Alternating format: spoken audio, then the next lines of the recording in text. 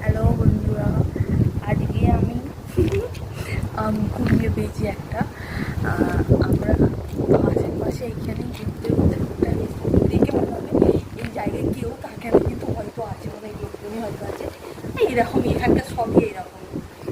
আমটা এখানে প্রচুর আম গাছ, এগুলো সব হচ্ছে প্রাইভেট প্রপার্টি। আম গাছটা দেখবে এসো, এসব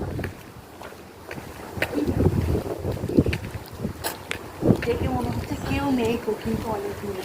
তুমি তো দৌড়াচ্ছ কেন? কেউ আম গাছটা উঠে চলে যাবে নাকি ওখান থেকে? এই দেখো, এইখানে আম হয়েছে, এই দেখো কত আম। দেখো আমি এটা কুড়িয়ে চল এখানে এইভাবে আম পাড়া বা কিছু উচিত না, আমি পারিও নি। এটা এখানে পড়েছি, এখানে আমার জায়গাটা আবার কুড়িয়ে একটু ভালো না হলে ভালো। এইটা টাটকা। এই দেখো, এই দেখো, এই মাত্র পড়েছে, হাওয়া দিচ্ছে না।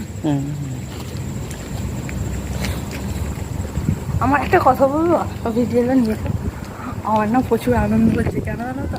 খাওয়াটা বড় কথা না, আমি খেতে অত যে খুব ভালোবাসি তাও না, কিন্তু ওই যে পুরোনোটা মানে আমার নিজের দেশের বাড়িতে ইন্ডিয়াতে বাবার বাড়িতেও আম গাছ ছিল, আর নিজের বাড়িতে মানে আমার যেখানে বিয়ে হয়েছে সেই বাড়িতেও আম গাছ আছে। কিন্তু কী বলবো, এখানে কুড়োনোটা বেশ মজা। আগে ছোটোবেলার গল্প বলতে মানে হাওয়া দিত বা ঝড়ে পাকা আমগুলো টুকটাক টুকটাক পড়তো, ঘুরোতাম, ওটাই মজা।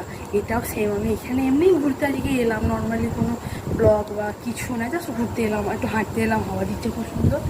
আর আম কুড়িয়ে পেয়েছি, সজনে গাছ দেখেছো কত ডাঁটা হয়েছে।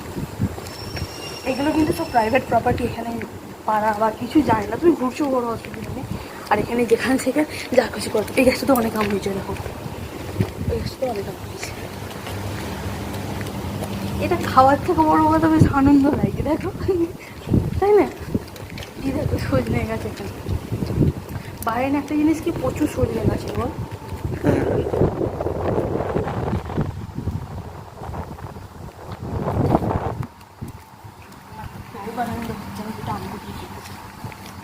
এখানে পাড়াটা উচিত না। এবার কেউ যদি থাকতো হয়তো দিত, বলো। এখানকার মানুষরা খুব ভালো হয়, জানো। আমি যদি এখানে আসছি, ওরা নিজেরা পেরে হয়তো ব্যাগে হাতে কিছু কিছু মানুষ, পৃথিবীতে সব জায়গায় হাতের পাঁচটা করে সমান না, কিন্তু বেশ কিছু মানুষ খুব ভালো হয়। তো আবার খেজুর গাছ, যে প্রপার্টিগুলো খেজুর গাছ অনেক ভালো লাগে। আর জায়গাটার মধ্যে কেউ নেই,